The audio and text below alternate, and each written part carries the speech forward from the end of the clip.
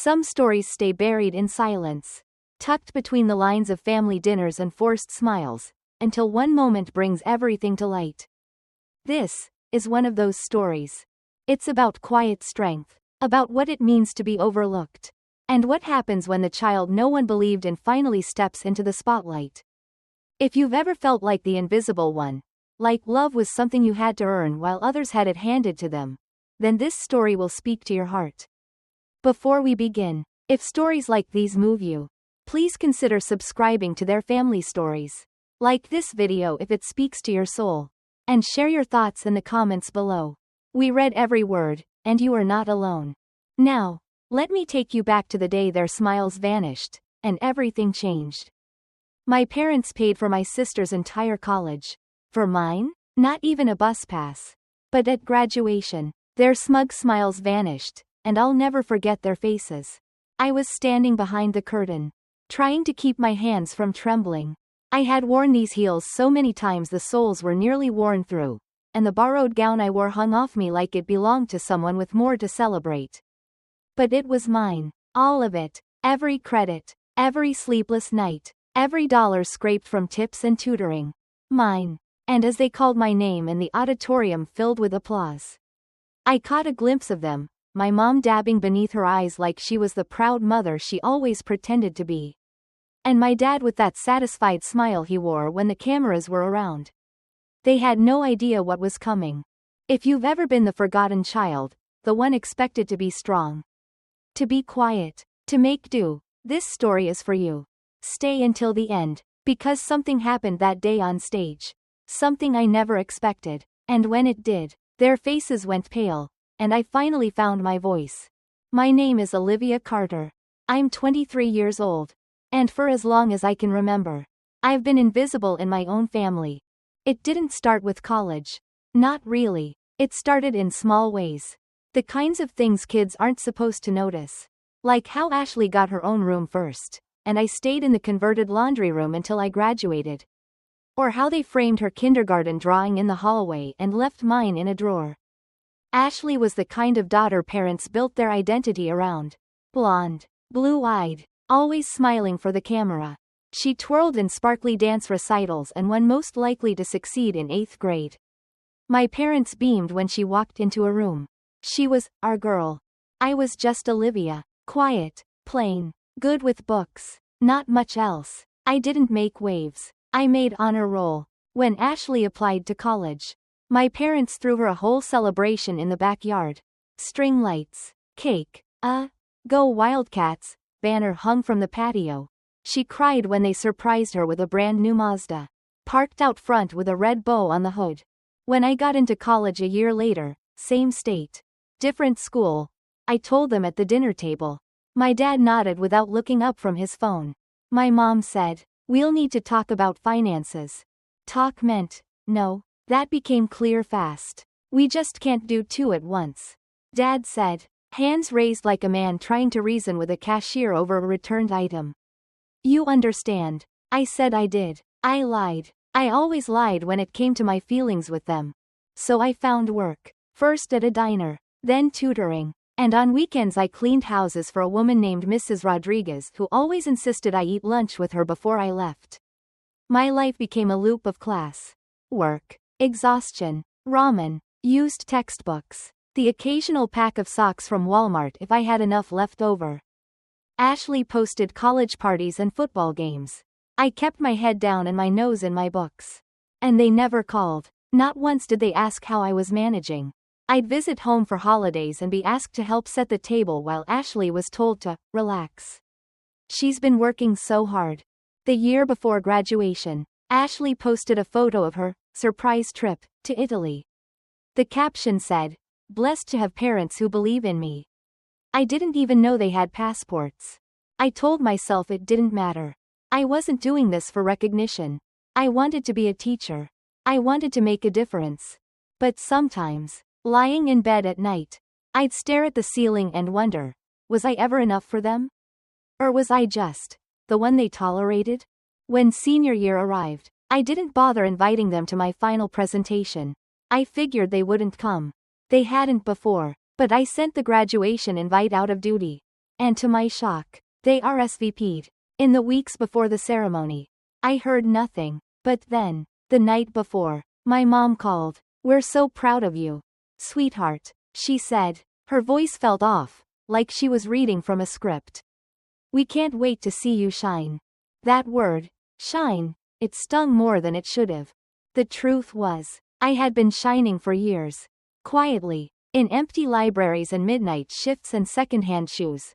No one saw it. No one clapped. But the next day, they would. I was never the kind of daughter who made a fuss. If dinner was burned, I ate around the edges. If my birthday gift was a clearance sweater 2 sizes too big, I said thank you and folded it neatly in my drawer. My parents never had to worry about me. I think that was part of the problem. Ashley, though, she sparkled. From the moment she learned to walk in a tutu. She was the one they filmed on the camcorder. Framed in the hallway. Clapped for even when she sneezed. She wasn't just the favorite. She was the investment. My mother used to say, "Ashley's got something special. That shine." And then she'd glance at me. As if to imply that I was the quiet background, necessary. Maybe even dependable, but not meant for the spotlight. I didn't resent her. Not at first. Ashley wasn't cruel. She didn't have to be. Life was just easier for her. When she got a bad grade, it was the teacher's fault. When I did, it was because I didn't try hard enough. If she cried, they comforted. If I cried, they changed the subject. And yet, I kept trying. I joined the library club. Helped teachers after school. Even won a regional writing contest. My parents smiled politely but didn't come to the award ceremony. Ashley had a dentist appointment that day. I still remember the sting of watching the other parents hug their kids. Snap photos. Beam with pride. I sat in the back with my certificate folded in half. Telling myself it didn't matter. That one day, I'd earned something so big. They wouldn't be able to ignore it. But the years passed. And the script stayed the same. Ashley had prom. Ashley had college visits. Ashley had her future hand delivered in brochures and open house tours. I had brochures, too, the free kind you pick up in the counselor's office. I looked through them during my breaks at work. I remember the night I got my acceptance letter. I opened it alone, sitting on the stairs because Ashley was using the living room to FaceTime her friends. I held that envelope in my lap, just staring at my name. I told them at dinner. Mom was slicing roast chicken. Dad was watching a game over her shoulder. I got in, I said, to Millersville, full program. There was a pause, not long. But long enough. "That's great, honey," Mom said, reaching for the gravy boat. "We'll have to figure something out." That was it. No hug, no tears, no, "We're proud of you." Later that night, I heard them arguing behind their bedroom door. "I told you we can't do both." Dad said, "We put everything into Ashley's first year. Olivia'll be fine. She's practical. She'll figure it out." And I did. I enrolled, took out loans, found a diner job through a classmate's cousin. I smiled and nodded when customers called me sweetheart and left sticky coins as tips. Between shifts and night classes, I learned to live on coffee, silence, and the thinnest slices of hope. I kept my grades high. I didn't party. I didn't date. I barely slept. But I showed up, every class, every shift, because I had to. Sometimes Ashley would post a story of her brunches in the city. Her dorm makeover. Her ski trip with friends. One time she posted a photo of her laptop with the caption, "Studying so hard lol skull," her glass of wine just barely out of frame. Meanwhile, I was piecing together essays at 2 a.m. in the back room of the diner. Trying to ignore the sound of the mop bucket sloshing as the night cleaner passed by. But I didn't complain. Not to anyone. That spring, Ashley came home with a new tattoo and a European boyfriend named Luca. My parents threw a backyard barbecue to meet him, strung fairy lights, grilled steaks, even got a Costco cake. They introduced him to the neighbors like he was royalty. I stood at the grill for 2 hours, flipping burgers while Ashley floated around in her sundress like a celebrity. Mom came over once to fix a curl in my hair. "Try to smile more," she said. "It's a celebration." I wanted to ask her, "Whose?" I wanted to scream, But instead, I just nodded and kept flipping meat.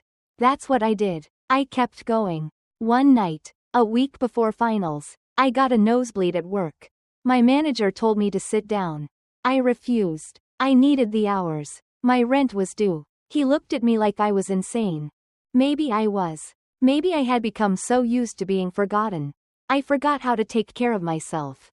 But even then, some part of me held on. A quiet voice in my chest that said, "Finish what you started." The morning of my final semester, I caught a cold that turned into bronchitis. I couldn't afford to miss work.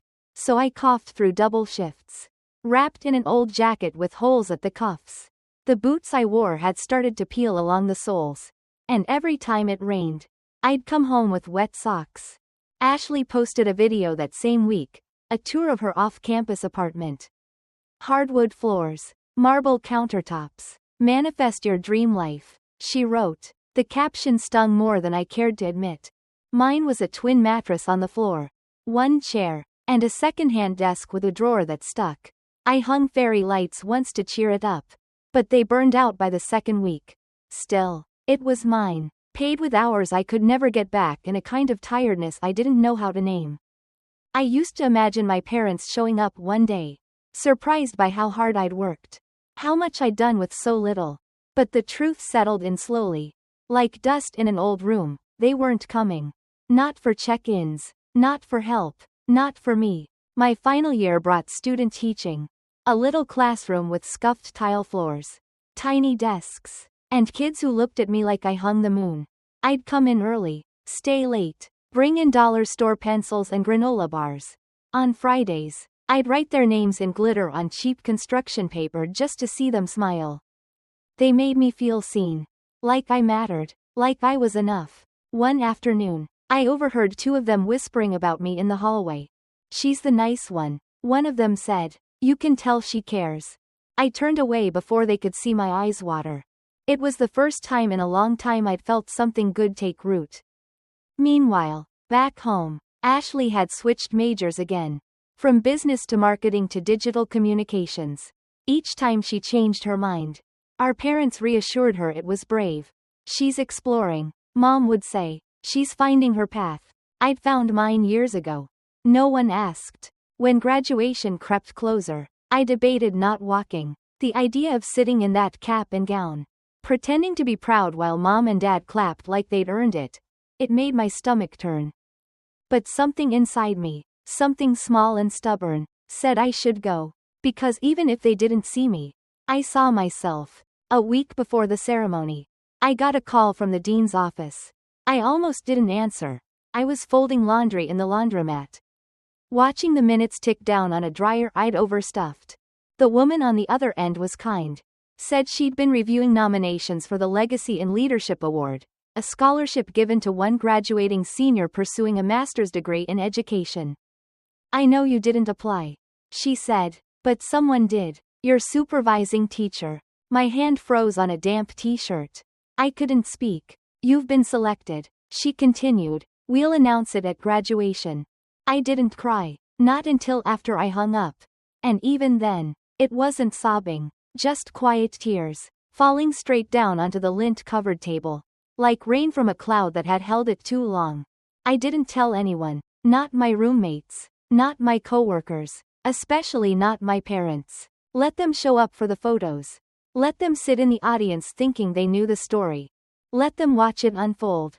When the morning came, I slipped into my gown alone, pinning my hair back with the same barrette I'd worn to my high school graduation.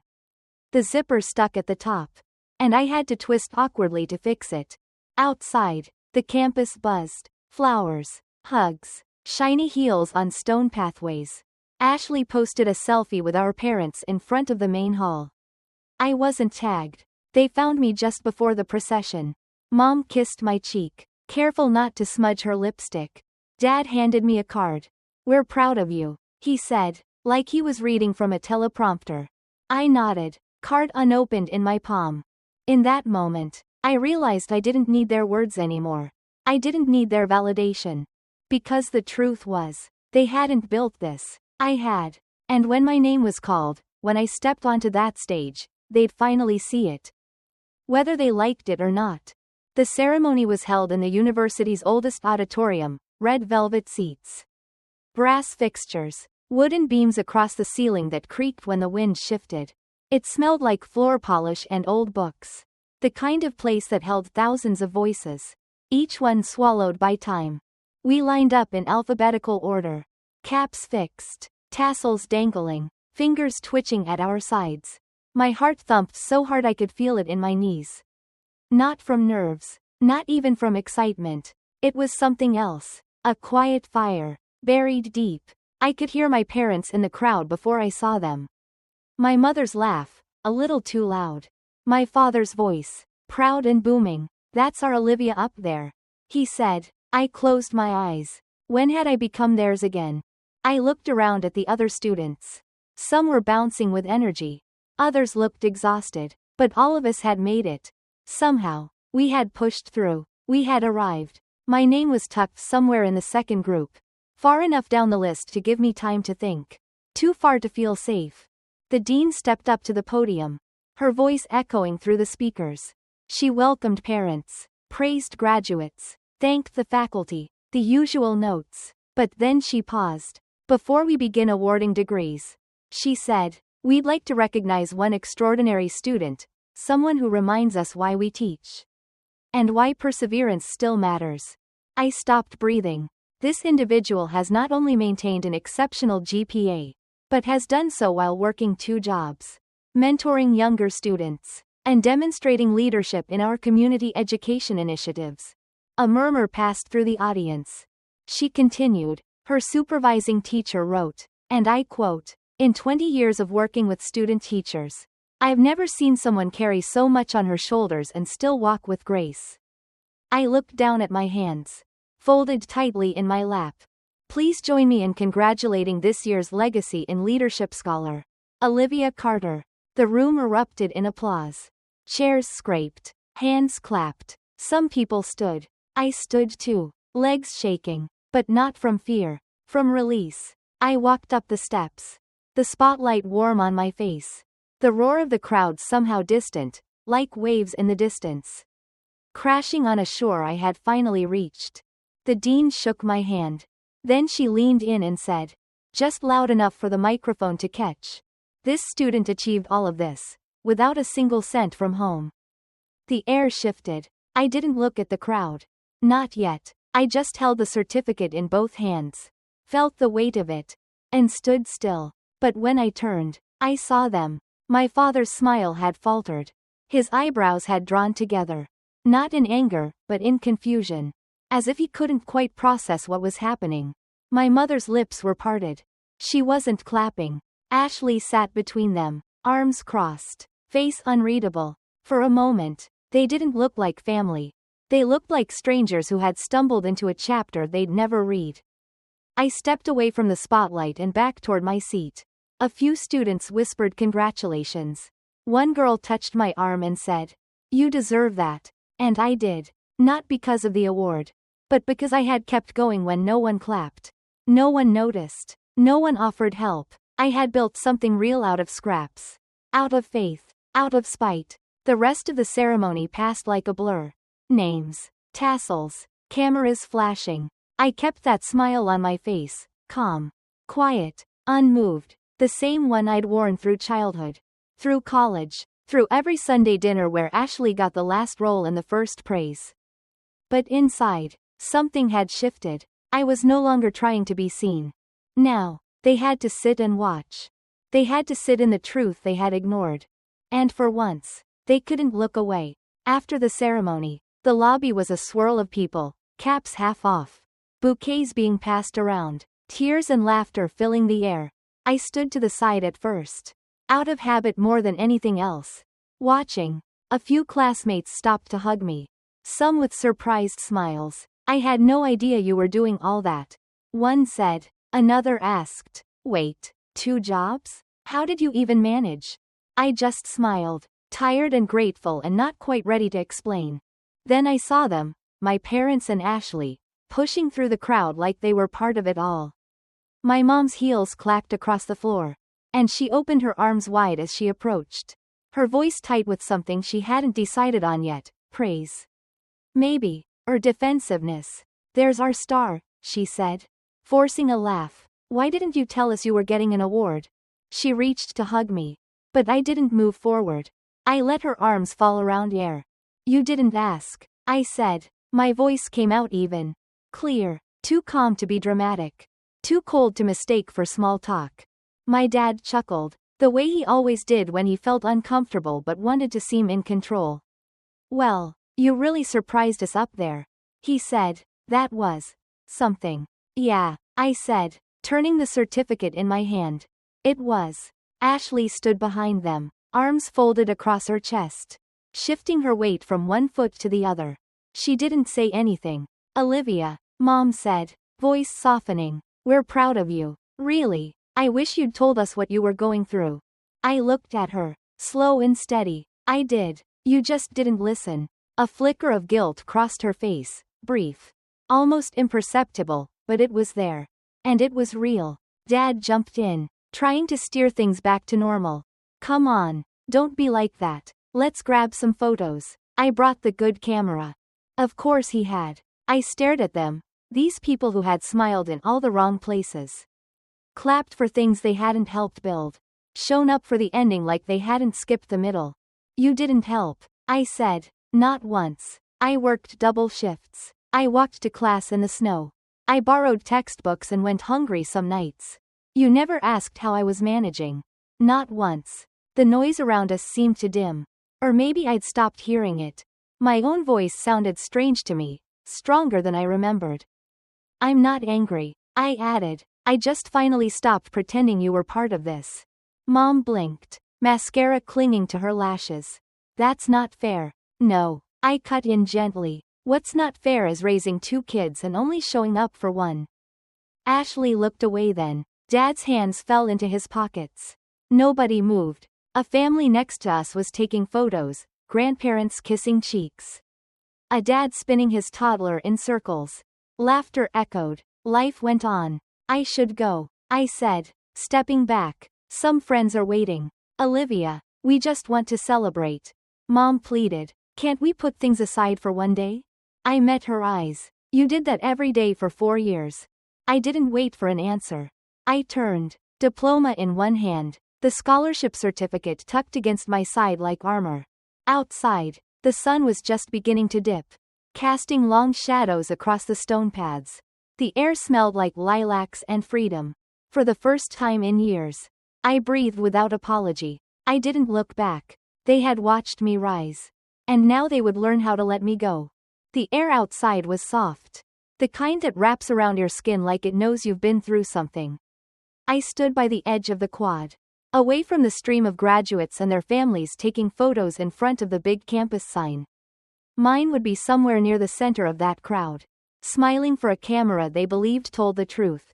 I took off my cap and held it loosely in my hands. A group of my classmates waved from across the lawn. I waved back but didn't walk over. I needed a moment, not to celebrate, not yet, to feel, to let it all sink in. I sat on a bench under the elm tree by the library. The same one I'd passed 1,000 times on my way to class. How many mornings had I rushed past it with coffee in one hand and papers fluttering in the other? How many nights had I cried here quietly, staring at the lit windows above, wondering if anyone would ever see me for who I really was? Now they had. And yet, I didn't feel triumphant, not in the way you'd expect. I didn't feel like I'd won anything. It was more like something had finally settled, like a long breath after years of holding it in. I heard footsteps before I saw her. Ashley. She didn't say anything right away.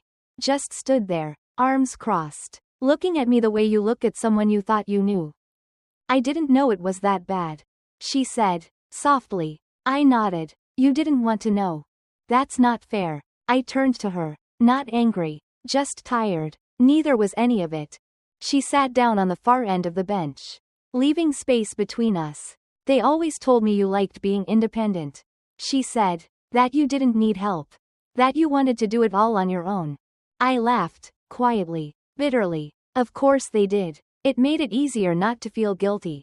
She looked down at her shoes. Polished and expensive. They didn't mean to hurt you.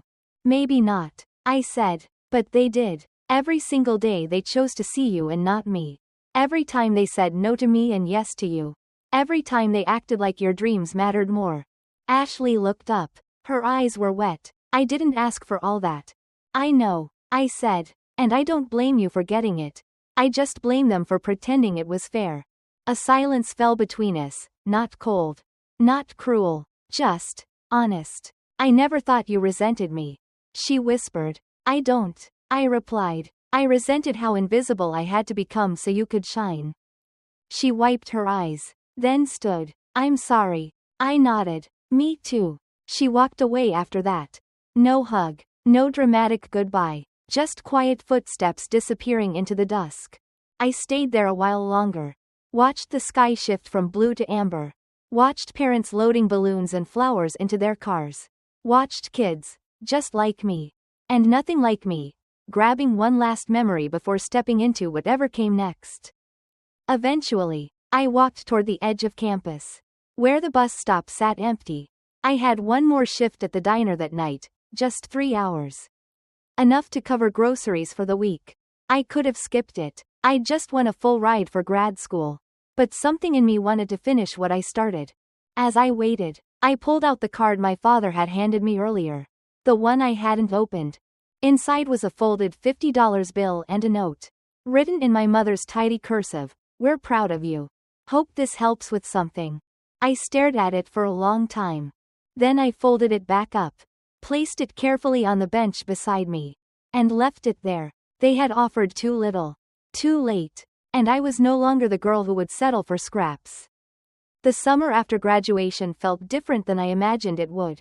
It wasn't loud or full of celebration. There were no big trips. No parties. No long toasts under twinkle lights. But there was peace. A slow, quiet kind of peace that came when I finally stopped chasing something that was never going to be given to me. I still worked at the diner on weekends. But I started helping out at a summer literacy program for kids who struggled with reading. Every morning, I'd unlock the community center at 7 sharp, arrange the little plastic chairs, and wait for their sleepy faces to file in one by one. Some of them reminded me of myself, quiet, careful, used to being talked over. Others came in loud, wild with energy, asking questions before they even sat down. I loved them all, and for the first time, I started to feel what it might mean to belong somewhere, to be part of something I wasn't trying to prove myself into. One afternoon, one of the girls, a 9-year-old with glasses too big for her face, slid a crumpled piece of paper into my hand before she left. "Don't open it till I'm gone," she said. I waited, just like she asked. Inside was a drawing, me, in front of a chalkboard, with a word bubble that said "You can do it." Above my head was a heart. I sat with that for a long time. It's strange how love can come from places you don't expect. How it doesn't always come from the people you thought it should. But it still counts. Maybe even more. My parents called a few times that summer. Left messages. Offered to take me out to dinner. I never called back. Not because I hated them. I didn't, but because I didn't owe them my healing. That part was mine. Ashley sent me a message once. Just a single sentence. "I'm trying to understand." I typed and deleted my reply 3 times before settling on. That's all you need to do. I haven't heard from her since. But that's okay. Some bridges aren't meant to be rebuilt. Some are just meant to be looked at, understood for what they were, and left behind. Fall came. I packed a small suitcase, a few books, and a second-hand laptop, and moved into the graduate dorms across town. The room was small, but it had a window that faced east. I'd sit there in the mornings with my coffee, watching the sun climb over the trees, and feel full, not proud in the way people usually mean it, not boastful or triumphant, just whole. Sometimes, I still think about that moment on stage. The applause, the weight of the certificate in my hand, the look on my parents' faces. I don't replay it to feel superior. I replay it to remind myself that truth has a way of finding daylight. Even when it's been buried under years of silence. I still walk past that bench by the library sometimes. The one where I left the card and the $50 bill. I wonder if someone ever picked it up. Maybe a student who needed it more than I did. Maybe someone who just needed a sign that they mattered. If they're listening now, I hope they know they do. To anyone watching this who's ever been the overlooked one, the reliable one, the child who kept their head down while others were lifted up. You were never the weak one. You were the one who carried everything and still moved forward. You were the one who built yourself from the ground up. And that's worth more than any applause. I'm Olivia Carter. And I don't need a family photo on the wall to know who I am anymore. Because I stood alone on that stage. And I didn't just graduate.